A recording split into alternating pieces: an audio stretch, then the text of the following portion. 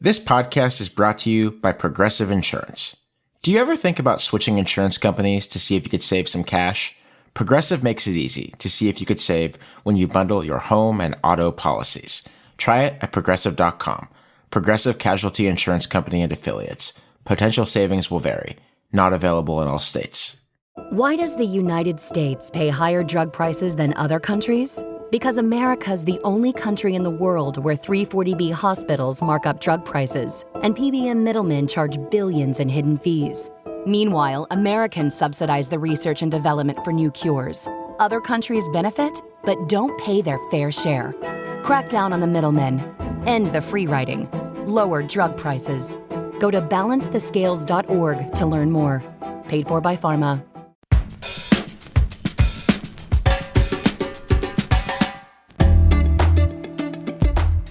It is Monday, July 21st, 2025. Welcome back to Hang Up and Listen, the sports podcast here at Slate. Back with you once again this week. I'm Alex Kirshner. I'm a contributing writer for Slate, and I also co-host Split Zone Duo. That's a national college football podcast.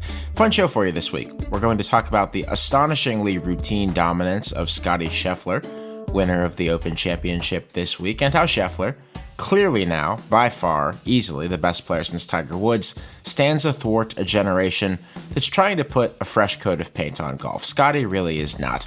We'll talk about that. We'll talk about the WNBA's kind of contentious All-Star Weekend. Very interesting stuff. A weekend that didn't feature Caitlin Clark playing games, but did feature some really interesting sports labor confrontations in extremely public view. We'll talk to two people who were there to witness it firsthand. And we'll talk, of course, about the swing-off and the future of close baseball games. As usual, joining me this week is one of those two people who was there in person for WNBA All-Star Weekend, Lindsay Gibbs, the publisher of Power Plays, a newsletter that covers the biggest stories of the moment in women's sports. And there were some big ones this weekend. Lindsay. There were some big ones.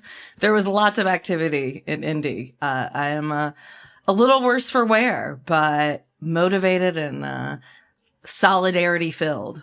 You know, Indianapolis, Indiana really is a fantastic city to go to an event in the downtown area. You can walk everywhere. Everywhere is walkable. It's great. And when I point this out, it's Indianapolitans. Sure those it from is. Indianapolis Sure it is. have told me that they don't really care for the downtown because it does seem to be sort of flattened out for visitors. Not flattened out topographically. Nature did that, but just there's not a ton of housing that I'm aware of. It's just a lot of hotels and convention centers and covered walkways. But I'll tell you, I love it. I loved it. There were a lot of chains. I'm not sure we got like the local indie flair. Like there was a lot of chain action, but it was perfect for this. It absolutely does the job for this kind of thing and for many kinds of things. I love Indianapolis. Ben Lindbergh, you were not, as I understand it, in Indianapolis this weekend. No, unfortunately not. I had to settle for being on a mini vacation on the beautiful Caribbean island of St. Martin. It's no Indianapolis, but it's not bad. I'm in a room with a beautiful view of the water, and I am not looking at it. I'm spending my Monday morning cooped up in that room with the blinds drawn, podcasting about sports. Take that, Scottie Scheffler. This is how I find fulfillment. The podcaster's burden. Before we get into our business, as always, we want to thank our Slate Plus members for making this show possible. Subscribing helps us make the show, of course. It allows you to get the show ad-free, which is a great perk. And you also get bonus segments. And I have great news for you. We've got one of those live for you right now at this moment. It's about our favorite and least favorite changes in sports broadcast technology in the past 30 or so years on the occasion of the Skycam, sometimes now called the Spider Cam, coming to golf this past weekend. You can hear that episode right now as long as you are a Slate Plus member. Subscribe by going to Apple Podcasts and clicking Try Free at the top of our show page, or visit slate.com/hangupplus to get access wherever you listen. And Scottie Scheffler has his Open Championship and the third leg of golf's Grand Slam. 4 golfers have won the Masters, the PGA Championship, and the Open Championship before they turned 30. Gary Player, Jack Nicklaus, Tiger Woods, and Scottie Scheffler, who won the Open at Royal Portrush on Sunday to give himself a 4th major 3/4 of the way to the career Grand Slam, and a 1/4 of the way to Tiger Woods' count of 15 majors, a little bit more than a quarter of the way. The man who has now spent 150 weeks as the number one player in the world, more than anyone since Tiger, has removed any doubt or room for discussion. He is the best player that golf has seen since Woods, and there is no way that he is done winning these trophies. What struck me about this tournament was just how kind of boring it was, thanks exclusively to Scheffler. As he led by a few shots on Saturday afternoon, there was a brief glimmer that there might be some chaos here. He hooked a terrible wedge shot into the fescue to the left of the 11th green, the kind of shot that he basically never hits. Oh, he's going to open up the door here. I thought to myself that was wishful thinking, as he hacked out to 10 feet or so and made his par putt, avoiding bogey on that hole as he did on every other hole that he played on moving day. Lindsay, do you think it's as funny as I do that in an era of golf hucksterism and pablum about growing the game and where YouTubers are some of the biggest stars in the sport, that the best player in decades now is this extremely, again, kind of monotonous player who just hits every green, makes his putts, goes and hangs out with his family, and gives press conference asides about how he doesn't really find his fulfillment in life from golf? Yeah, that's the best part, that literally the beginning of the week, he gave probably the most interesting presser he's ever given, where he just rambled on. Ramble is I don't mean that pejoratively, but, talked at length about how he often wonders what even is the point of this sport, and that he wonders why he cares so much about winning, because, he said the phrase, "What's the point?" multiple times. And then, so you might think, oh, this is somebody who's really struggling. This is someone who's in it deep, right? Like, they're in a depressive episode. Watch out for them. And then he just goes and casually beats everyone. It's how casually he does everything that gets me. It doesn't look like he's sweating. It doesn't look like he's nervous. He's joking with his, his opponents, his playing buddies, playing partners. He's just out for a stroll. He has this talent. He works hard to maximize it. And that's it. And how infuriating must that be if you're someone who lives and dies by every single stroke out there on the golf course, like most of these guys do on the PGA and women on the LPGA? I would hate him. I would hate him. But it's hard to hate him because he doesn't say anything objectionable other than the fact that he's not even less invested. It's maybe well adjusted. Maybe we're just not used to an athlete saying such things, especially an ultra successful athlete. I don't know, lest anyone think that I'm not making the most of my Caribbean vacation. A, it's pouring rain right now. B, I was at the beach all day Sunday, and thus I didn't really see the final round of the British Open, and I didn't really feel that bad about that because it just felt almost predetermined that he was going to sail his way through Sunday as he did. And dominance, I think, is inherently interesting, at least to a point, unless it's sustained for so long that it then becomes predictable and dull, and it feels like there's no suspense because someone is so far ahead of the field. And it feels like he's approaching that point. But there's a Mike Trout aspect to what Scheffler is doing now, where he's not the most magnetic personality. His game is great, but just a little less flashy. He's become an excellent putter now, too. He just has a great all-around game. He's good at everything. As Harris English said, there's no stat that he's bad in. So we talked about the Alcaraz versus Sinner distinction and how Carlos can be so brilliant, but also a bit more mistake-prone compared to Sinner's just ruthless machine-like consistency, whereas it feels like Alcaraz, there's a little bit of a high-wire act going on there. So is that what we're dealing with here, that Rory versus Scheffler distinction, where Scheffler just always looks in command? I mean, what is it about his game, putting aside his personality and whether he's a good quote for a second? Do you think that his golf game is fun to watch, Alex? No. Which is not an insult. And I also understand the people who would disagree with this because there is a real argument that greatness can never be boring. But I think you just encapsulated it pretty well. Golfers die to play boring golf. Like, when you've perfected the game as he has, your game's going to be a bit boring. Like Scottie Scheffler this year, on average, hits the ball to 34 feet and 4 inches from the hole on his approach shots. That is 1 inch off of being the best on the PGA Tour this year. Shout out to Russell Henley, who is by 1 inch even closer to the hole than Scottie Scheffler. But every year, Scottie Scheffler is one of the great iron players, ball strikers in the sport, hits the ball on the green, barely misses fairways. If he does, like he did a few times at Portrush this weekend, he misses by a few yards where the rough isn't so bad, and he's able to get there in 2 most of the time anyway. And then it's just a matter of if the putts go down, he's unbeatable. And if they don't, he still might win.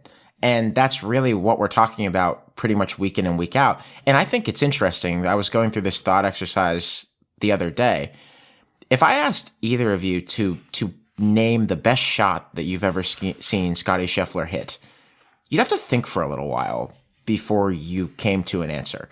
And there would be answers. A lot of people would probably cite a chip in or a pitch in that he had on the 3rd hole at Augusta on Sunday when he won his first Masters a few years ago. He's hit many great shots, but the other real greats of at least of the 20th century, especially in this era of well-televised shot tracer golf, ask the best Tiger Woods shot. You'd pull out 5 immediately from your back pocket. You'd pull out like 3 from Rory McIlroy just on Sunday at the Masters this year.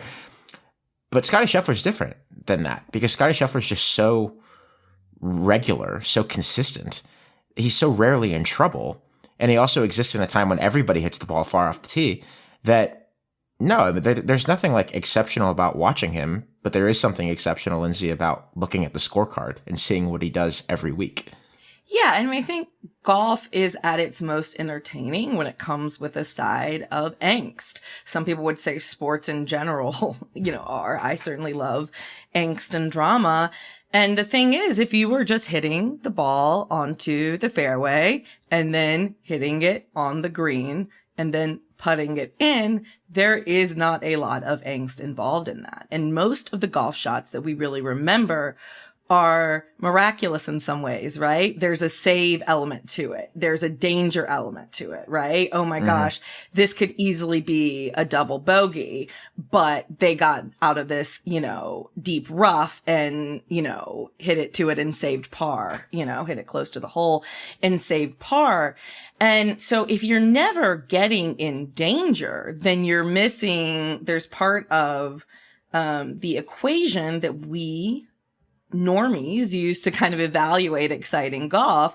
That part is missing. And, I think I am drawn to people who are a little bit of head cases in sport, right? Who have gotten close, but not been able to get over that mountaintop a few times, who tasted winning once and then couldn't get back there, who you can see their mental struggles, in front of you. And that's not the case. I mean, if he has a 54-hole lead, he pretty much wins the tournament. Mm-hmm.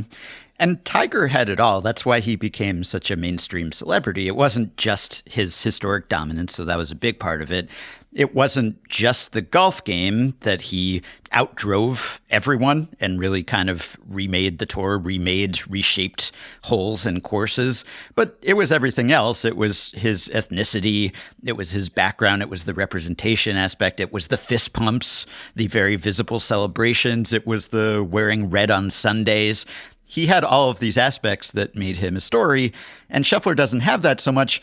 What they kind of have in common, I guess, is that they weren't super interesting quotes. It wasn't like Tiger said anything all that interesting early on. When he became more interesting for his personal life, that was kind of when his golf game went south. I mean, those things were correlated, obviously. His body started to break down, but even that was connected to his personal foibles. So it wasn't that he was such a compelling quote, I guess, but he was still a compelling personality. And if you wanted to say, well, look what befell him after a certain point, after this unprecedented, unparalleled run that he had, Scheffler, probably boring family man, if that is not just a persona and a facade, but that's the authentic guy as it seems to be, then maybe that sets him up to have a great back nine, so to speak, to his career, because the quotes that Lindsay alluded to there, I mean, they really were interesting just in their very uninterestingness, I guess. Just, he wasn't that he was saying he doesn't care about golf or that he doesn't work hard. I think maybe the comments were kind of misconstrued to say, oh, he doesn't really give a crap. But it wasn't that at all. It was just talking about work-life balance and what actually is going to lead to your lifelong fulfillment. You know, he said it feels like you work your whole life to celebrate winning a tournament for a few minutes. It only lasts a few minutes, that kind of euphoric feeling. Then it's like, okay, what are we going to eat for dinner? Life goes on. He said, I'm not out here to inspire the next generation of golfers. I'm not out here to inspire someone to be the best player in the world, because what's the point? This is not a fulfilling life. It's fulfilling from the sense of accomplishment, but it's not fulfilling from a sense of the deepest places of your heart. At the end of the day, sometimes I just don't understand the point. And then even after he won, he kind of repeated that refrain. He said, I've worked my entire life to become good at this game and play for a living. It's one of the great joys of my life. To win the Open is a feeling that's hard to describe, etc. But having success in life is not what fulfills the deepest desires of your heart. Just because you win a golf tournament doesn't make you happy. And this seems to be a sincere sentiment. He didn't really demonstrably celebrate his win until he saw his family. And then he really lit up. And I'm a total sucker for this sentiment because it is kind of a corrective to what we usually hear out of pro athletes, or the stereotype of pro athletes, that it's just all they care about and they have to devote themselves 100%. This is a healthy message, maybe, but I'll admit that it may not be as entertaining as a complete competitive monster whose personal life may be a mess and who lives for their sport's success. And, you know, you see the footage of Tiger at 2 or whatever, right, playing golf. And it's like, this was all consuming for him and it paid off, but it also had some ramifications. So just saying, like, maybe I'd rather be Scottie Scheffler, but I wouldn't rather watch Scottie Scheffler. Well, and it's undoubtedly true what he said, right? You look at Rory McIlroy winning the Masters, this lifelong achievement, getting this huge monkey off his back. Rory has seemed miserable since then. Rory has been such a brat since then. Like, there's no. He finally perked up a little bit in this last week or two, playing well at the Scottish Open. And then at Portrush, but just a bit, yeah. Yeah, but like, it's just so funny because, and look, we all do this too, right? You know, we watch these athletes perform their best ever, and then we turn the page to the next thing. And I think we all do that in our personal lives too. I think, honestly, this was the most relatable thing he's ever said, now that I can relate to the highs that he experiences. But I think, you know, here pushing 40, you can relate to achieving things you've always worked to achieve and looking around and going, okay. So this, I'm still me, you know, this life is still pretty much the same. It's also like, what do you find more interesting? Tiger, who was sort of raised to not socially interact in a normal way with other humans in ways that have been covered ad nauseum in books and documentaries and magazine articles for decades? Or are you more interested in a guy who will take an on-camera quiz about plot points from The Office and go home and watch The Office with his wife in the middle of the Masters? You know, like, it's just different deals. Which of those do you find more interesting? I know which one I would find more aspirational, but as a matter of interest, I suppose there's no one way to bake that cake. Yeah, and I appreciate this too when, you know, Giannis loses and he comes out and kind of puts it into perspective. And I know there's always a backlash to that, and then there's a backlash to the backlash. But I think it's nice to have someone saying those things.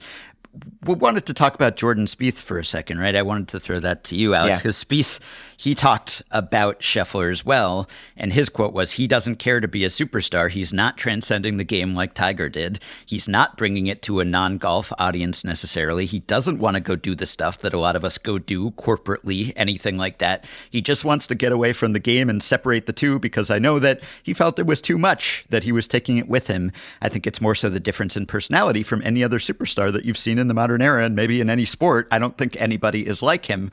So that does seem like it should be interesting, because it's kind of what we were just saying about, okay, there's almost something alien about Tiger because of the way he was raised and just how devoted he was to this game and the lack of a normal upbringing. And maybe that's sort of similar with Scheffler, not compared to most of us. For most of us, it's relatable, but compared to people who have excelled the way that he has. And then there's always that conversation about, well, what's the obligation of a professional athlete? Are they supposed to be a pitch person? Are they supposed to be hyping up their sport? Are they supposed to be role models? And Scheffler, I just read the quote. He came out and said he's not really trying to inspire people. This was a talking point with Mike Trout, too, because Rob Manfred years ago criticized him for not being more available, not doing more to promote the game. And so I don't know, I'm always kind of torn. It's like, well, it's good for a sport, for a league, if the face of it or one of the faces of it is willing to go out and do a publicity tour. But would I want to do that in their place? There is something very understandable about it. Especially in a time, this is something that I alluded to in the Open, where so many different players and business people associated with golf are so obsessed with golf being somehow new age or doing more to appeal in a more Gen Z, young millennial focused way than the sport has done historically. And you see 1,000 manifestations of this, whether it's the YouTube and influencer space that runs so much of golf now, or even Live Golf, which is the Saudi-funded alternative tour to the PGA Tour, whose thing is we want to, quote, grow the game. They talk about this all the time. I think that it is an interesting coincidence, and it probably is just a coincidence, that the best player of the moment by far just doesn't care about any of that. And though I think his style of play is boring, I think there is something more compelling about a guy who doesn't try to pretend that golf is something that it isn't. I mean, this is not a sport that I would argue is even designed to appeal to the masses. I mean, it takes like 5.5, 6 hours for these guys to finish their rounds at these tournaments. Golf is never going to be popular in the United States. It's just not going to happen that way. But Scottie Scheffler doesn't make that his problem. Turns out it leaves a lot more time to focus on golf, so not too bad. And that's why he is now 3/4 of the way to the career Grand Slam. Up next, we'll talk about the WNBA's All-Star Weekend, which wasn't all about the All-Star game. There was lots going on.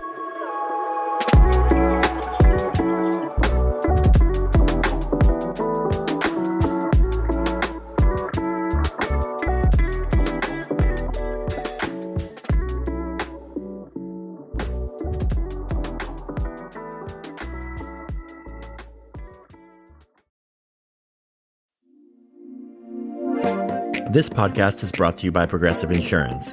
Do you ever think about switching insurance companies to see if you could save some cash? Progressive makes it easy. Just drop in some details about yourself and see if you're eligible to save money when you bundle your home and auto policies. The process only takes minutes, and it could mean hundreds more in your pocket. Visit Progressive.com after this episode to see if you could save. Progressive Casualty Insurance Company and Affiliates. Potential savings will vary. Not available in all states.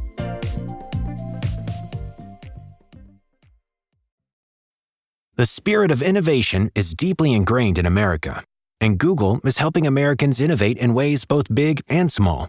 From improving emergency response times to protecting against cyber attacks, local, state, and federal governments are innovating with Google AI. This is a new era of American innovation. Find out more at g.co/American innovation. This was a big showcase weekend for the WNBA. It was the league's All-Star event, big every year, but maybe thought to be a little bit bigger this year in Indianapolis, home of the Indiana Fever and Caitlin Clark. But the weekend's two biggest pieces of news for the league office were not that positive. Number one, Clark didn't play, having suffered her fourth non-contact injury of the season in the days leading up to the game, all to a different part of her body. The star, who never missed a game at Iowa, has played in just over half of the Fever's games this year, and she really has not looked herself when she's played. Her shooting numbers, especially on the road, have just not been good. Number two, I bet Clark will be fine, but a longer-term story to watch here. The WNBA's collective bargaining agreements expires in October, and it sounds like negotiations are pretty tense. About 40 players were there in person for negotiations with the league in Indianapolis, and the Players Union referred to the talks as a missed opportunity. Players wore t-shirts in warm-ups for the All-Star game that said, "Pay us what you owe us," and held up signs in the background of the post-game awards presentation. Nafisa Collier, the MVP frontrunner, said, "We're on a time crunch. No one wants a lockout, but at the end of the day, we have to stand firm. and we're not going to be moved on certain topics. We're joined now by Annie Costabile, who covers women's sports and the business around them for Front Office Sports. Annie, what are those issues that Collier is talking about, the ones on which the players' union seems most committed not to bending?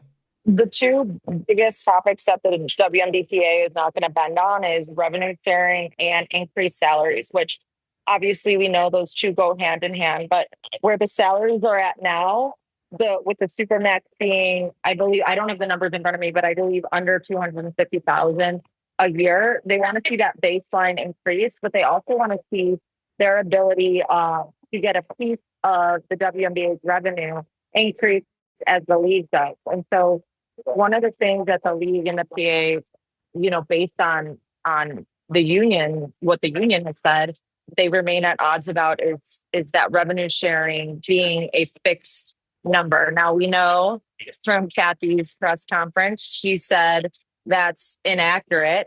And we know that the league has always had, or not hasn't always had, but currently has a revenue sharing model within the CBA that was ratified in 2020. Yeah. But in order for that revenue sharing to actually be implemented, the league has to hit certain thresholds, and they haven't yet. So the reference to that revenue sharing is kind of obsolete because the league hasn't hit those thresholds for players to even tap into that revenue sharing as it currently stands. Annie, it was quite the weekend in Indianapolis. You and I were both there, and it was a whirlwind. And I've been to All-Stars before, and look, they always feel like big events. The ones I've been to, Seattle in 2017, Vegas in 2019, and 2021. There's a tendency to, I think, act like everything that wasn't before last year was happening place in a YMCA rec center for the WNBA. And that wasn't true. I always found All-Star Weekend to be really special and inspiring and have some events. But this was different. And it was different because of the brands. The brands were everywhere. And so I would just, when you look at how many brands are doing activations around the league, if I were a player, I would take that as a sign of financial success. Is that it looked financially healthier than it's ever looked before? Yeah, so I've been going to All-Star Weekend every year since 2021 was my first All-Star game in person, like as a beat reporter. And from 2021 to present day, like each All-Star Weekend has gotten better and better in terms of, to your point, the brand activations and just the attention around the games. I can recall players talking specifically about 2022 All-Star in Chicago, and that being a significant jump from past All-Stars just because of the, I guess, fun that was had. Like I remember specific players talking about, oh my gosh, we're having parties that everyone wants to be at now. And the league is now, or the W is something everyone wants to be a part of. And so to your point, I think, yes, the slow climb in terms of All-Star Weekend and the participation from brands and the activations, et cetera, definitely speaks to a growing business. But I think further than that, I mean, we just saw 3 expansion teams buy in for pay an expansion fee of $250 million each. Okay, that's $750 million coming into the league. And then you've got that $2.2 billion media rights deal. Of course, it's over 11 years, but there's actual numbers that are out there. There's actual concrete numbers that the players can be like, hey, you're paying us X, Y, and Z, but we saw you just got this. Make it make sense. That's what I've gathered is the baseline of their argument is they see the business growing. There's actual tangible numbers out there to prove that the business is growing. Annie, we're recording before we find out what the All-Star Game ratings were without Caitlin Clark in the game. That's the main event of any All-Star break. What were the ratings? Unlike Christine Brennan, I don't think the league needs to issue a statement anytime Caitlin Clark pulls a muscle. nor do I have serious doubts about Clark's long-term potential. And obviously, there's a lot to love about the league that has nothing to do with Caitlin Clark. Attendance and TV ratings are up this season, even amid her disappointing campaign. But just for the sake of argument, say that this sophomore slump of hers or failure to flourish, whatever we want to call it, actually lingers. Say she's just a very good player and not the GOAT.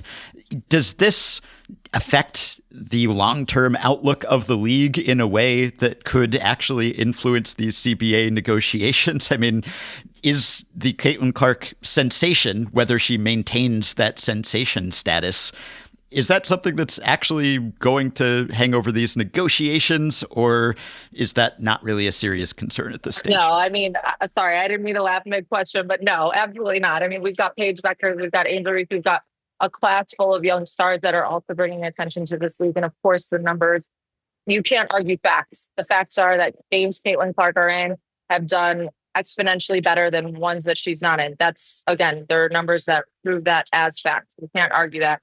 But the other fact right now is sophomore slump, call it whatever you want. She's injured. Players get injured. I don't know that says anything about her long-term impact on this league. Now, this carries into her junior season or third season in the WNBA. I mean, let's start talking about it then. But injury is part of the game. I think it's a little bit too early to be talking about, is she going to not be the phenom that she's proven herself to be already? And as far as CBA negotiations go, I mean, the young players have talked about their involvement in it. They know their power. I think Paige was, on the record during media availability talking explicitly about that. Angel was as well, of like, they know their influence. They know that they're stars in this league and that they have to speak up in these CBA negotiations. Caitlin was talking to the media during the captain's media availability right ahead of the game and said the same thing. And so I think whether Caitlin's injured or not, but she has influence the same way Paige does, the same way Angel does, the same way some of these other young stars, Kiki Ariafin, Sonia Citron. So I think it's a little, I don't buy into that. I mean, maybe other people do, but I don't buy into that. I think one of the common themes that has come up the last few days in response to players' pretty out front activism about the CBA at All-Star Weekend has been this notion that the WNBA is not profitable on its own, and it's a chance for people who want to look like they understand business or capitalism or like they're a centrist in some way to like teach these little ladies a lesson about how business works. And, you get paid what you get paid for what you bring in, which I've always thought is a little bit ridiculous on a few grounds, including that AI researchers are currently getting 9-figure pay packages from Mark Zuckerberg, while AI is one of the great cash incinerators in the history of business right now. That's a little bit of a preamble, Annie, to ask a question.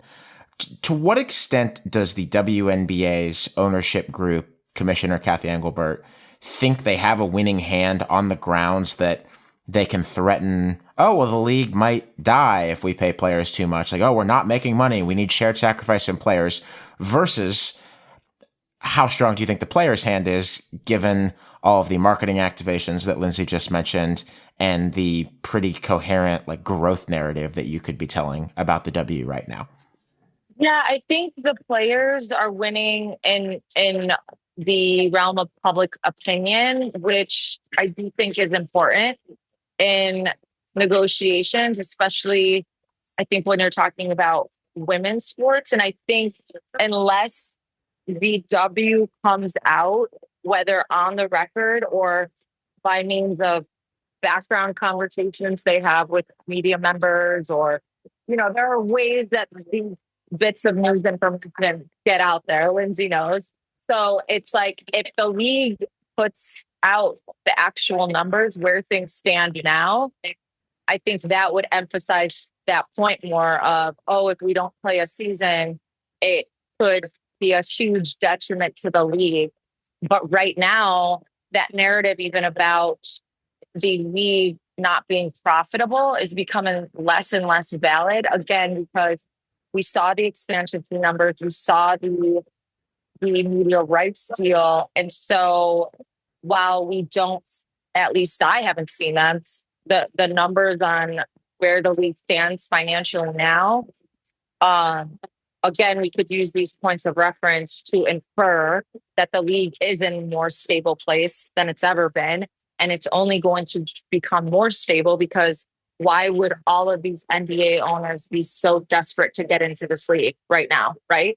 So I think if the league is going to wield that power with that point, then the numbers would have to get out there. And right now they're not.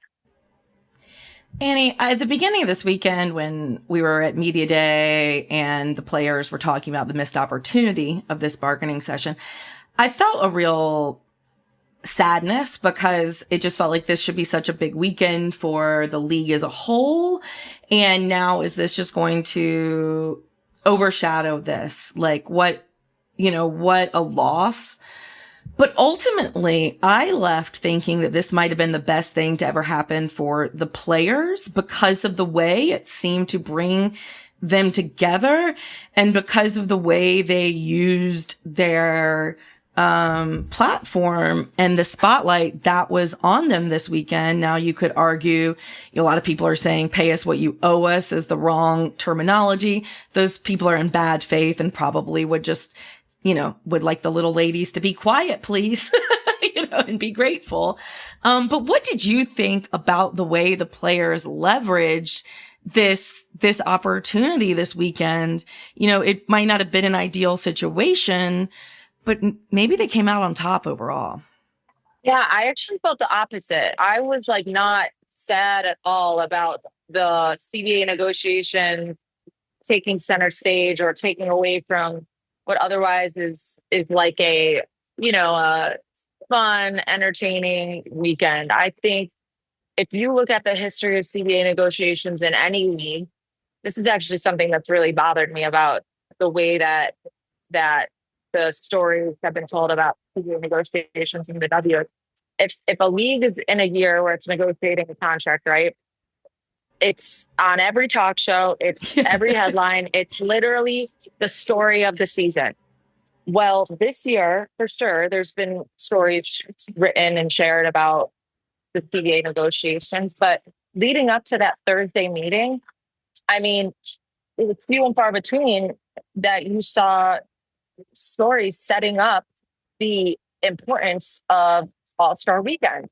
Or even, with these new expansion teams, it's like there's been, again, people have picked their moments to write about CBA negotiations. But if we're talking about a different league, it's prime time every single day because this dictates the future of the league, right? So I think that the CBA negotiations taking center stage during All-Star Weekend was honestly what should have always been the case. You know what I'm saying? If you're a business and you have all the attention on your business during this one weekend, I mean, it would be bad business not to do what they did. So I think it was, perfect from a business standpoint. I think for the players, you mean for the players, not necessarily the league itself. Yeah. And I don't think any of them, I mean, I don't want to speak for them, but if I'm a player, I have no hard feelings about CBA negotiations being the talking point of the weekend. I'm actually glad. I would be glad that was the case. So went exactly how they probably wanted it to in terms of it getting the attention that it did. I think that was their plan. Alex read a Nafisa Collier quote, and Collier's also a co-founder of Unrivaled, which had its pop-up headquarters about a mile away from where the WNBA All-Star game was held. We've talked about the W's expansion plans. Unrivaled is also planning to expand in terms of both franchises and roster spots. And during All-Star Weekend, Unrivaled signed 14 women's basketball players to NIL deals, so it made some headlines too. Is there anything to the conflict of interest allegations against Collier and her co-founder, Brianna Stewart? And how much do you think that the existence of Unrivaled as a lucrative alternative to the WNBA for some star players and an aspirational model for player pay is affecting these CBA negotiations? I don't think it's a conflict of interest currently. And I can only go based off of what Alex, the president of Unrivaled, has said, what, I've learned from Nafisa and Brianna Stewart. I think when you talk about conflict of interest, where it could, emphasis on could, because I don't want anyone out there to take this clip and be like, oh, Annie's reporting it's a conflict of interest. No, where it could become a conflict of interest is if, let's say, hypothetically, the league proposes, oh, we'll hit X, Y, and Z pay marks as long as you commit to not playing in another domestic league, right? I mean, we've seen that already in terms of prioritization, where players of a certain level have to commit to the WNBA and being in market by a certain point. Then that becomes, well, that means you can't play in Unrivaled. And in that situation, where would Stewie and Nafisa fall? Where would those conversations go then? That's when the conflict of interest could come into play. And as far as I know, up until this point, there isn't a conflict of interest, but that's the question. And then another one is like, could we see a day where the W invests in Unrivaled and makes it its developmental league? You know what I'm saying? Like that's a very intriguing thought, because we know that players have been itching for a developmental league. And as the league expands, you need a developmental league to get some of these young players ready. I mean, the fact that they don't have one is astounding. Think about the NBA players, right? Not only do they get an entire summer to prepare for their rookie season, but they're also, a lot of them are developing in the G League. And W players are expected to come in and right out the gate be pro ready. And it's like laughable, to be honest. So yeah, as the league expands, I think, that's something that could be interesting, is where is there a developmental league, and could we see Unrivaled and the W find synergy in that regard? That's Annie Costabile of Front Office Sports, where she does tons of great reporting on women's sports and the business thereof. Annie, thank you so much for coming on Hang Up and Listen. We appreciate it. Yeah, thanks for having me, guys. After this, we'll have a little swing off where 3 podcasters get 3 takes apiece, and hopefully they'll all be good.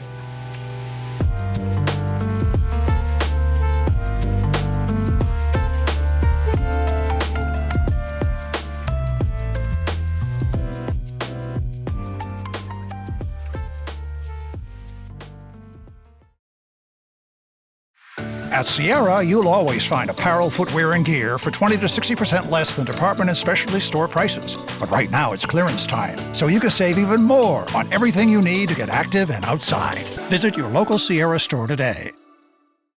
Close your eyes, exhale, feel your body relax, and let go of whatever you're carrying today. Well, I'm letting go of the worry that I wouldn't get my new contacts in time for this class. I got them delivered free from 1-800-CONTACTS. Oh my gosh, they're so fast. And breathe. Oh, sorry. I almost couldn't breathe when I saw the discount they gave me on my first order. Oh, sorry. Namaste. Visit 1-800-CONTACTS.com today to save on your first order. 1-800-CONTACTS. After Zoomies at the dog park, it's time for Drive Up at Target. In goes a big bag of kibble and 1 squeaky chicken toy for the good boy. Drive Up that's ready when you are, only in the Target app. Just tap Target. The Hang Up and Listen editorial board has convened, and we are ready to release the following opinion. The Major League Baseball All-Star Game Swing-Off was, on review, good. The National League blew a 6-0 lead in last Tuesday's game, leaving it tied after 9 innings, and both teams were pretty much out of pitchers, and the nation was pretty much out of time. It was after 11 o'clock Eastern. So the leagues competed in a penalty kicks style shootout, with each team sending out 3 Titanic sluggers, or at least those who had not already gotten on planes to the beach for the day, to take 3 swings apiece and see how many home runs they hit. It was fun, and the NL's Kyle Schwarber earned game MVP honors by connecting on all 3 of his swings to win the game for the senior circuit over the American League. Ben Lindbergh, while this is fun, I have a few questions. First of all, who goes down as the losing pitcher in the All-Star Game Swing-Off? I guess nobody. No, I don't. Technically, it's a 6-6 game, I believe. You look it up on Baseball Reference, that's what it says, even though it's not a tie, but it is a weird, the box score implications, the scoring implications, that's the most important aspect here. Okay, good to know that we don't know. Now, I think though we enjoyed it, I think we're obligated to dump on the idea to some extent, because I am basically positive that Rob Manfred, the commissioner, is looking at this and pondering if it might not be a sensible way to pervert baseball games that actually matter in the service of more clippable highlights and shorter games, even more than the Manfred man, the automatic runner on second base, does in extra innings. He is thinking about this, right? Do you agree with my psychoanalysis? He's got to be thinking about it. A lot of people are thinking and talking about it. As it is, some people refer to the extra innings zombie runner, as I call it, as the Manfred man. So he would be jeopardizing his legacy if he were to do away with that. Not that I would want the zombie runner to be my legacy, but he seems okay with it. It's actually what frightens me is how receptive some players and many media members seem to be to this idea. And that's the thing about the zombie runner. A lot of fans don't like it. Some analysts don't like it. I don't like it. But the direct stakeholders do. And I think there are great reasons not to like it, or any extra innings game-ending gimmick. You know, with the zombie runner, you have runners reaching base without doing anything, which is a pretty fundamental change to the sport. It totally distorts scoring in extra innings. It erases home field advantage. It leads to some lousy, deflating endings where the game is close and competitive for 9 innings and then gets out of hand in the 10th. Or there's a pitcher duel that ends in deflating fashion after the defensive team does nothing wrong, just gets outs but loses anyway. And MLB acknowledges that that's a silly and unsatisfying way to end games, because in the most meaningful games, the playoffs, they fortunately revert to the old-fashioned unlimited extra innings system. So players want games to end earlier. Owners do too, because they're not making much money on concessions in extras. Even the writers and broadcasters who are at the ballpark understandably want to go home.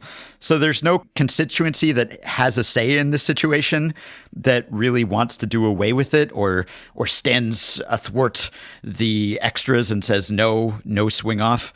And so it's a slippery slope. The zombie runner was implemented in international competition and the minors. And then because of COVID, let's try it in the majors. And then suddenly it's here to stay. So that's what worries me about this. I enjoyed the swing off as well. I think it's great as a rarity in an exhibition game. It actually overshadowed the home run derby, which was interesting because it seems like lately the derby has been much more interesting and compelling than the game itself. And this was great. I just say, let's not go overboard, because if this were suddenly the way we were ending all extra inning games, it would not be quite as charming. Charming is a great word for it. Like it was charming. One thing, Ben, that, you know, I'm not a huge connoisseur of the MLB All-Star game, history and the ins and outs, but it seemed like it's normal for the players to just leave the game early, like when they're done on the field. Like I was reading that it was hard. Like one of the things that the managers for the game had to take into consideration when picking who would be the hitters was who's going to still be around, because they just leave. Yes. And that's something that doesn't happen in other sports. Yeah, it's interesting because the MLB All-Star game is still pretty good compared to other sports All-Star games, and the players actually take it somewhat seriously while they're on the field. And yet they do check out early because they want to take advantage of that off day that comes after the All-Star game. And so you might say, oh, why were these the hitters who were doing the swing off? Not that there's anything wrong with Kyle Schwarber. He's a great home run hitter, or Brent Rooker for that matter, but it wasn't Shohei Ohtani. It wasn't Aaron Judge. They had to designate the swing off participants ahead of time, actually. And Jeff Passan reported that half the rosters were just not even showered and changed, but actually had left the ballpark and were on the way to the airport, which, tells you something about how seriously the players take these exhibition games. So you're not necessarily getting the number one guys you would want in that situation, though it certainly was fun. I understand what the motivation is here, because there are a lot of games in baseball. There are 162 of them, and those games, if left unchecked, can last a really long time. So you can't say baseball doesn't have a clock anymore, because it does have timers between pitches and innings, but it's still true in an important respect in that the currency of baseball is and has always been outs, and those are theoretically infinite.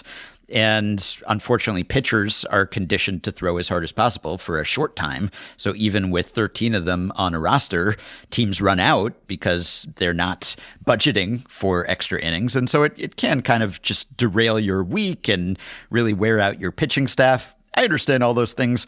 Long extra inning games, a lot of people really have a soft spot for them because they were for the sickos. And I get that catering to sickos is not always the best marketing strategy or the best way to expand your sport's reach.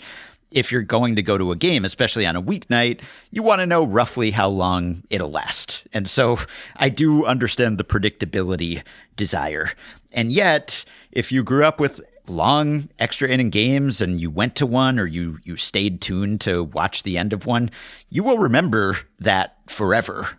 And there's something we're losing, I think, by sanding down some of those rough edges and getting rid of some of the quirks of sports. And that was a favorite of mine.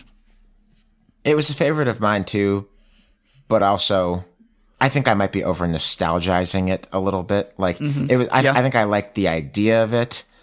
But the feeling of losing like a 17-inning game, I remember one in particular the Pirates played when I was younger, where I think it was a 17 or an 18-inning game, or maybe it might have been 15, who knows, it's all the same at that point, but where the home plate umpire blew a call at the plate, and I was like, I just stayed up watching this thing till 3 a.m, and why? Yeah. It really causes existentialism in you. But then again, I suppose that's baseball, and so maybe we should have more experiences like that. I don't know. Yeah. And, we've talked about how there are just more and more games all the time. And the concession to that maybe is less overtime. So MLB and the NHL and the NFL have all shortened their overtimes recently. And maybe that's one way you preserve the players' strength and do a little load management by ensuring that the games don't go too long. And in MLB and the NHL and the NBA, it's, I think, a single digits percentage of games that go overtime, go beyond regulation. Hockey has a very high percentage of games go into overtime. It's pretty low scoring. And so in hockey, it kind of matters more how you handle this. And, they have shootouts, and shootouts are pretty popular, and people compared this swing-off to the shootout. But I would argue that a shootout is closer to the regular version of hockey than a swing-off is to the regular version of baseball, because in a shootout, you still have a defense. It's still shooter versus goalie, which is kind of the fundamental confrontation of the sport. Whereas in baseball, you basically don't have a pitcher in a swing-off. It's one-sided. It's all or nothing. It would only reinforce the idea that hitters should just be swinging for the fences all the time. You'd have to figure out in a game with actual stakes how you'd even handle that. I mean, who throws the batting practice pitches? Is it a pitching machine? You don't want one side to have any advantage there. You don't want it to be totally inconsistent the way it can be in a home run derby. So you'd have to figure out how to handle some of the details there. But I also think it just distorts the nature of the sport more so than in a game where you're just playing more minutes, essentially. So I get that it's a problem for games to go on forever, in theory, as romantic and appealing as that notion is. For the All-Star game, we saw what happened in 2002 infamously when Bud Selig kind of throws up in his hands and declares a tie, and everyone hates that. Americans hate ties, and that bothers me because I hate the zombie runner more than I hate a tie.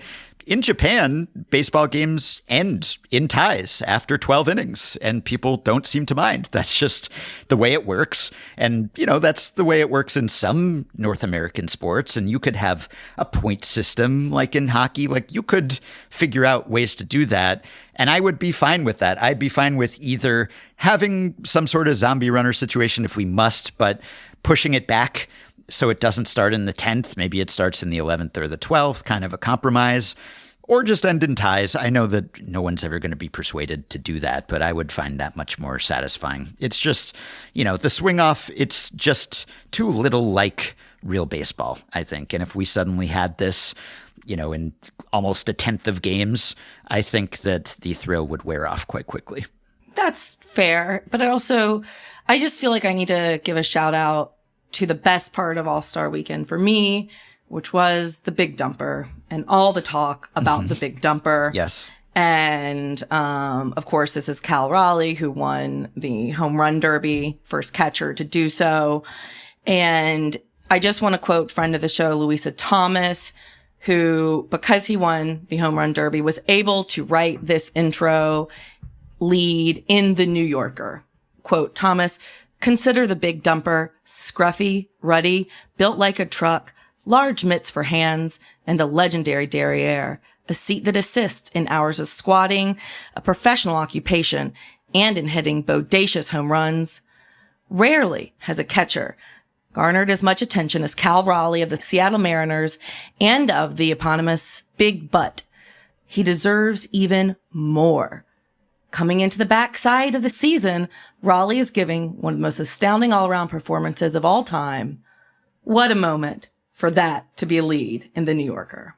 Yeah, backside of the season. Well done, Louisa. Thank you, baseball. Yeah, if Cal could do all the swing-offs, then I might be more amenable to it. But it was nice to see him have the spotlight and seize the spotlight by winning the Derby. The whole season has been a home run derby for Cal, and it's one of the big rest of season storylines is, can he actually avoid the decline that a lot of catchers suffer late in the season, as he has in previous seasons, because he's challenging for all sorts of records. Most home runs by a primary catcher, most home runs by someone who's actually catching, most home runs by a switch hitter, most home runs by an American leaguer. It's all still in play, and the Mariners' playoff hopes hang in the balance. We'll be watching. We hope that the big dumper will continue big dumping. That's all for this episode. We've also got a special bonus show that is in the podcast feeds right now for our treasured Slate Plus members.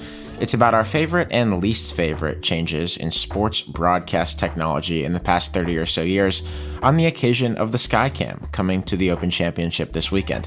To hear that, you can subscribe to Slate Plus on Apple Podcasts by clicking Try Free at the top of our show page, or visit slate.com/hangup plus to get access wherever you listen. The episode is available right now, and we will see you there. Our show notes are at slate.com/hangup, and you can email us at hangup@slate.com. Don't forget to follow the show and rate and review us on Apple Podcasts. Our producer is Kevin Bendis. For Ben Lindbergh and Lindsay Gibbs, I'm Alex Kirshner. Remember Zelma Beatty, and thanks for listening.